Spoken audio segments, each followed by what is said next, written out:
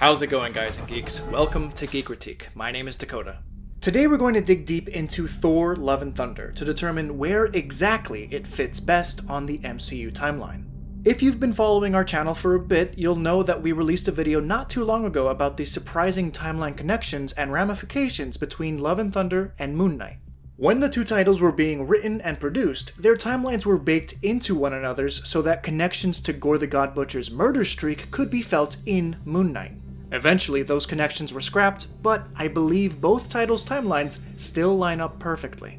And now that Thor: Love and Thunder has made its way onto Disney+, it's also been placed on their timeline, and it doesn't match up at all with what I mentioned in my previous video.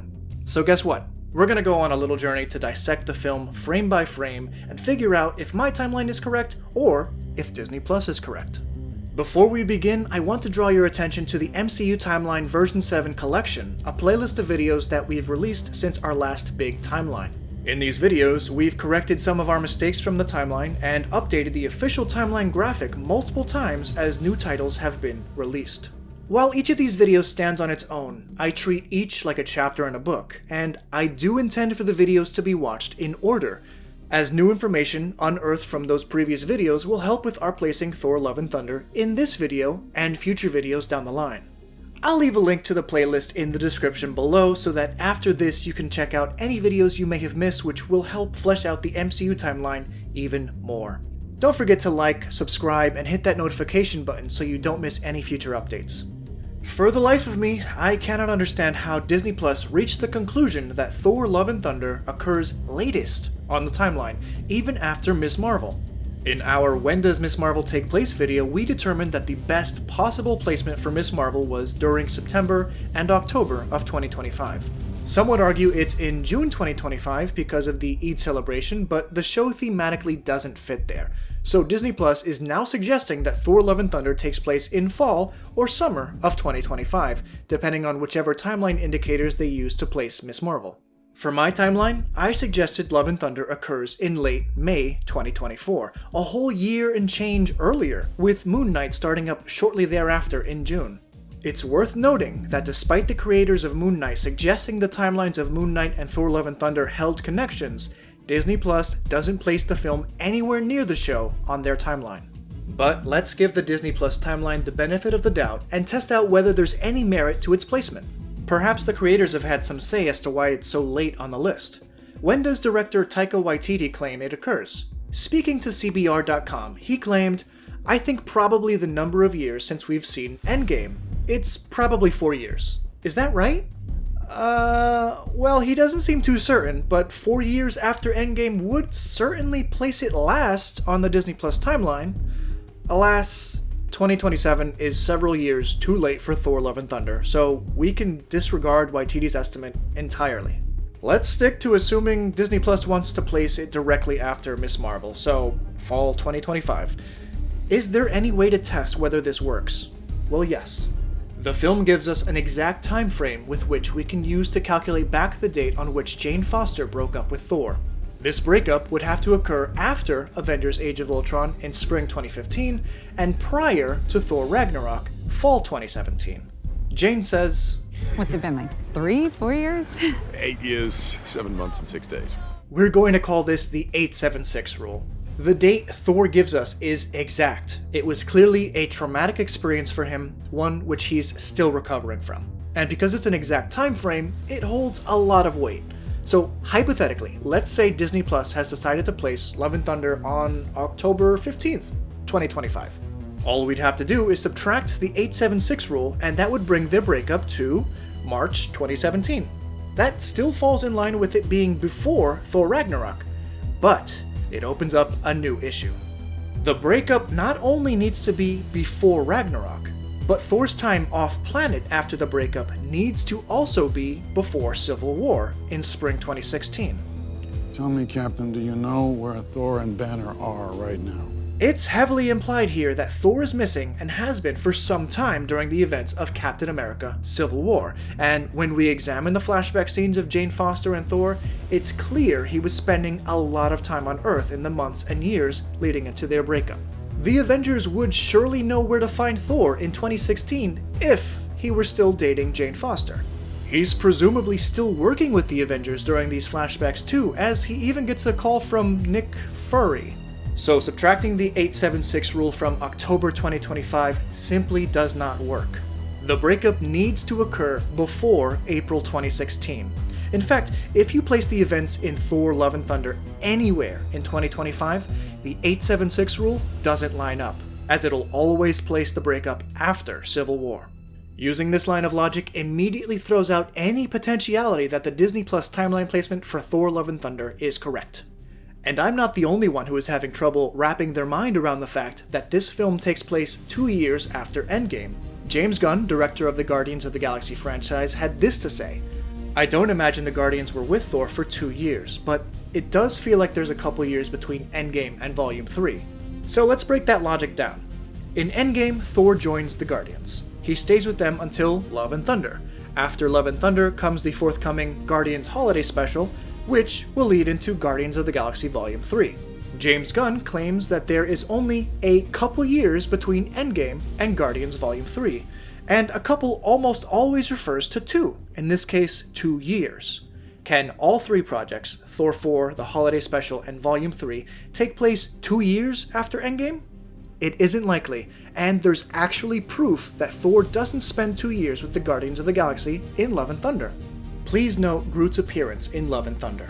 I spoke a lot about Groot's growth cycle in my When Does I Am Groot Take Place video, and how quickly he went from a sapling to toddlerhood between the first 2 films.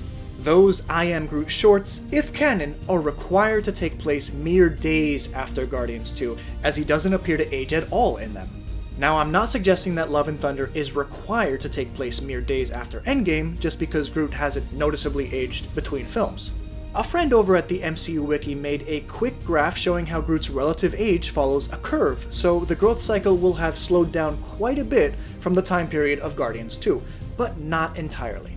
If this scene from Love and Thunder were 2 years out from Endgame, Groot should appear in his mid-teens by now instead of continuing to appear in his adolescent form. And early concept art leaked from the Guardians Holiday Special showcases a much older looking Groot than we see in Love and Thunder. This reiterates that it's impossible for Thor Love and Thunder to take place in 2025. Thankfully, our frame-by-frame timeline analysis of the film came up with a solid time frame that works under intense scrutiny. But before we reveal our findings, here's a quick word from our sponsor. Me, I'm the sponsor. I paid myself. Nah, I'm just kidding. But I do want to draw your attention to a new podcast I've started with a good buddy of mine called Marvelous Journey into History, where we take Marvel films and shows and compare them with the comics that first inspired them. If you enjoy our timeline breakdowns here at Geekritique, we know you'll love our in-depth analytical comparisons of these classic comic book runs. Our first episode compares Thor Love and Thunder to the early Jason Aaron run of Thor comics that feature Gore the God Butcher and the mighty Thor. Our second episode dives into Ms. Marvel and compares how well they brought Kamala Khan to life thematically compared to her first volume of issues by G. Willow Wilson. And our third episode is all about House of X, a comic book series that changes the game for the X-Men, and we explore how that might be integral in adapting mutants in the MCU. You closed your eyes last night, believing this world would be yours forever. That was your dream. And like mine, it was a lie. Here is a new truth. While you slept, the world changed. Find a link to our podcast in the description below, follow @MarvelousPod on Twitter, and visit Geekritique.com for more information. So if 2025 is too late for Thor Love and Thunder to occur, when in 2024 does it fit best? There are a number of clues. Firstly, based on the semi-warm climate in New Asgard, formerly Tonsberg, Norway, we can surmise it's around summer, perhaps a month earlier or later. The best months to visit Norway for tourism are June, July, and August. But we do see that it's a bit chilly, as many are wearing heavier clothes in a few shots, so this could possibly indicate it's May or September as well. This narrows the New Asgard scenes to best fit a range of May 2024 through September 2024. Let's dig deeper. Jane Foster has cancer. When did you find out? Like 6 months ago. As tragic as that is, it's a time frame we can work with. We know from the Endgame script that Jane Foster was one of the victims of Thanos' snap. and there's further evidence in this film that suggests that to be true, which we'll touch on in a bit. We also know that everyone was brought back to life from the blip in October 2023, a fact confirmed in Ms. Marvel. So, if Thor Love and Thunder is mid-2024, the discovery of her cancer would need to have been shortly after she was returned to life. That's fine, but that doesn't narrow it down any. All months between May and September 2024 are at least 6 months after Endgame. We need to dig deeper. Shortly after we discover Jane has stage 4 cancer, she takes a sodium citrate anticoagulant test on April 30th. That narrows it down tremendously. We can disregard the date the sodium citrate was bottled in February 2020, as we've already determined Jane Foster wasn't alive at this time. The date of her test on 4/30 is significant because we know she visits New Asgard soon after the fact. Soon enough for tourism season to be in full effect, and early enough for it still to be chilly. This takes us into May 2024. Now we're getting somewhere. I can't imagine Jane would have deliberated long and hard as to whether or not she should go to New Asgard after she felt Mjolnir calling out to her, so for the sake of the argument, let's assume she made the trip that week. She attended the play Hellas on Earth on a Friday, according to this ticket stub, where she learned what befell Mjolnir in the events of Thor Ragnarok. I broke your hammer! And then she followed Daryl the tour guide to the remains of Mjolnir, where she eventually brought the pieces back together and became the mighty Thor. And before anyone asks, no, the Team Thor and Team Daryl shorts are still not canon. That's what we call a cameo. Anywho, Jane likely spent a couple weeks in New Asgard, long enough to develop a number of catchphrases, with the help of Valkyrie, trying to see if her time with Mjolnir would make her any less ill. At this point in the story, we enter the main time frame of events where Gore attacks New Asgard and Thor shows up. During this fight, we see the moon prominently several times as a waxing gibbous, and using the skills we learned from our When Does Moon Knight Take Place video, the first time we see a waxing gibbous in May 2024 is Monday the 20th.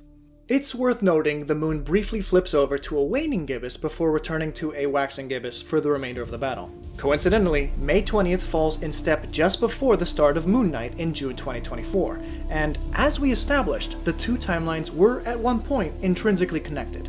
If this Thor Love and Thunder placement is true, that's even more weight that Moon Knight occurred where we believe it does. It fits perfectly, and now if we deduct the 876 rule from May 20th, 2024, the day Thor arrives back on New Asgard, that brings us to October 14th, 2015, a date that fits about a half a year after Age of Ultron and about a half a year before Civil War. Even during the breakup flashbacks, we see a copy of the World Journal of Theoretical Physics with her face on the cover, dated to September and October, a strong indicator that she was becoming too busy at the time for a relationship with someone who was rarely home. By all accounts, May 2024 is the far superior timeline placement over the Fall 2025 placement on Disney+. I've seen the argument that it would take Thor longer than the 7-month time span between Endgame and Love and Thunder to get back into shape, and to that I'd say, I'd like to see you tow a spaceship and not get ripped. Another possible detraction of it only being 7 months post-Endgame is the apparent tourism and industry boom we see from New Asgard between films. To be fair, a lot can happen to a small town like this in 7 months' time. Disneyland was famously built from the ground up in just a year and a day, and this seems to be a significantly smaller feat. That said, it's possible they already had a tourist industry, but we didn't see it because when we visit New Asgard in Endgame, it's already past the months where tourism is most popular, so I don't see this as a major issue. One hidden timeline trait we can glean from Thor and Jane meeting up again during battle is that, despite having not seen each other for over 8 years, Jane claims it's only been 3 or 4 years. Knowing, as per the Endgame script, that she was gone during the blip, this may be a subtle nod to that fact. For Jane, she only remembers a bit over 3 years because she was gone over 5 years in that time. There are a lot of small flashbacks to different periods of Thor's life, but each occurs fairly quickly. To our best guesstimation, here's how much time we spend in each year. 0.23% occurs in indeterminate years, 0.15% happens circa 965, 0.24% happens around 1991, only 0.03% happens in 2011, 0.23% in 2013, 0.87% in 2014. In 2015 we have 1.18%, we get another 0.15 in 2017, 0.05% in 2018, 0.46% in 2023, and the vast majority of the film, 96.41% of it, unequivocally occurs in 2024. Because the film confirms our placement for Love and Thunder on the timeline, there's no need to change our timeline graphic at all, so version 7.3 will remain our latest version. As always, our amazing Patreon members will get exclusive access to download a massive 30,000 by 5,000 pixel copy of the timeline, but it will also be made available in a smaller format free on Twitter. Thank you so much for watching. Please don't forget to like the video and subscribe for more just like it. We put a lot of time and effort into it, and we hope you've learned something. If you've watched up to this point, let me know by including the word SLAY in a comment down below. For more MCU Timeline goodness, please be sure to check out the MCU Timeline version 7 collection playlist. It's full of in-depth videos just like this. Thanks guys, have a good one.